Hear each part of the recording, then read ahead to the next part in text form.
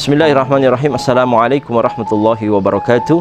Para pemirsa Rahmat Jafar Official yang dimuliakan Allah Subhanahu wa taala, pada kesempatan kali ini insyaallah kita akan membahas 4 kriteria calon istri yang disebutkan secara umum oleh Nabi Muhammad SAW, di mana dengan 4 kriteria ini diharapkan seorang laki-laki mendapatkan kesempurnaan dan kebahagiaan di dalam rumah tangganya. Walaupun saya ingin tegaskan di awal, sangat jarang seorang wanita memiliki 4 kriteria tersebut, dan laki-laki ya hanya diberikan gambaran secara umum, namun ada penekanan di akhir, di mana kalau tidak mendapatkan kriteria-kriteria yang disebutkan sebelumnya, maka dititik beratkan untuk mendapatkan seorang wanita karena agamanya.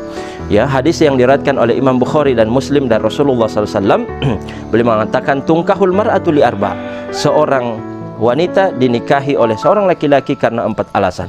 Yang pertama adalah limaliha, ya, mencari calon istri itu karena hartanya. Tapi ingat, jangan semata-mata karena hartanya dalam rangka kemudian meningkatkan popularitas, meningkatkan status dan strata sosial kita di masyarakat. Yang tadinya kita orang biasa-biasa, tidak memiliki apa-apa, kemudian menjadi orang yang terpandang karena harta bawaan dari istri tersebut. Jangan. Ya, yang dimaksud oleh Rasulullah SAW menikahi seorang wanita karena hartanya adalah dalam rangka agar harta tersebut diberdayakan oleh laki-laki yang soleh ini, ya, dalam rangka membantu dan menopang aktivitas dakwahnya, sebagaimana yang dilakukan oleh Siti Khadijah, ya, di mana Rasulullah SAW sangat terbantukan dengan dakwah dan dengan dana yang diberikan oleh istrinya tercinta, yakni Sayyidah Khadijah radhiyallahu anha. Kemudian yang kedua adalah lihasabiha, ya, sekuat mungkin kemudian mencari calon istri kita yang keturunannya baik-baik, ya, secara silsilah tidak ada masalah, dia bukan dari keturunan zunat, ya, para pezina, wa na'udzubillahi min dzalik, sebab keturunan itu juga akan menentukan keturunan berikutnya. Maka ya, kalau bisa kita mencari calon istri yang keturunannya silsilahnya jelas, ya, tidak terputus dan sebagainya. Mengapa demikian? Ini juga dalam rangka memperbaiki keturunan kita selanjutnya. Dan yang ketiga, Rasulullah SAW mengatakan, ya, agar seorang laki-laki mencari, ya, calon istri li jamaliha, karena kecantikannya. Tapi ingat, seseorang yang menikahi seorang wanita dan menitik beratkan, memprioritaskan kecantikan, ya, dan tidak ada dasar-dasar lainnya, dia mencintai wanita tersebut memang pure karena kecantikannya dan bukan karena cinta kepada Allah Subhanahu wa taala, biasanya ini akan berujung kepada perceraian, ya. Walaupun secara logika, kok bisa ada seorang laki-laki menceraikan istrinya yang begitu cantik padahal baru pernikahan 3 bulan, bahkan belum sampai 1 tahun, ya. Ternyata alasannya adalah karena wanita yang cantik tidak menjamin kesolehan. Wanita yang cantik, ya, tidak menjamin dia membahagiakan suaminya. Karena mohon maaf sekali, berapa banyak kasus perceraian yang disebabkan karena kecemburuan, istrinya yang terlalu cantik, kemudian banyak laki-laki yang mendekatinya, ditambah lagi dengan wanita tersebut tidak memiliki modal agama yang kemudian membatasi dia dari pergaulan laki-laki yang ingin mendatanginya. Wa na'udzubillahi min dzalik. Dan yang terakhir adalah lidiniha, dan nikahilah wanita itu karena agamanya. Tapi dari 4 kriteria yang disebutkan oleh Nabi SAW, beliau kemudian menempatkan agama pada akhir itu bukan berarti agama ini alternatif terakhir, bukan berarti agama itu pada posisi yang terendah, yang terakhir, tidak.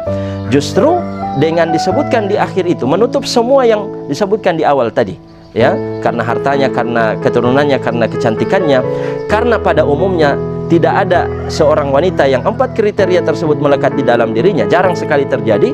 Maka kemudian Nabi menutupnya, fasfar bidzatid din taribat yadaka. Tapi kalau bisa, carilah seorang wanita, nikahilah seorang wanita karena agamanya. Karena agama di sini berarti karena kesolehannya, karena pemahamannya terhadap agama yang sempurna, kemudian melahirkan etika dan nilai-nilai yang baik, norma yang baik di dalam dirinya, sehingga ini menjadi ladang yang baik untuk menumbuh kembangkan keturunan kita. Karena wanita itu adalah ibarat ladang yang kalau apa kita tanam dia akan tumbuh, ya. Apa saja yang kita tanam dia akan tumbuh. Kalau wanita itu soleha, maka yang akan tumbuh adalah generasi yang soleh, ya. Kalau wanita itu toleha, maka yang akan tumbuh, yang akan lahir dari rahimnya adalah generasi yang toleha. Wa na'udzubillahi min dzalik. Kenapa? Jaminan Rasulullah SAW adalah, ya, taribat yadaka, dengan memprioritaskan seorang wanita karena agamanya, jaminannya adalah kebahagiaan. Bukan hanya kebahagiaan dunia, tapi juga kebahagiaan di akhirat. Sebab pasangan kita yang Allah hadirkan di dunia, sesungguhnya dia adalah pasangan kita di akhirat. Nanti adapun 72 bidadari yang akan menemani kita di sana adalah satu, ya, 3 dari dunia, kemudian 70 dari surga asli, ya, yang Allah sudah siapkan di akhirat. Kemudian dari dunia itu adalah pasangan kita sendiri.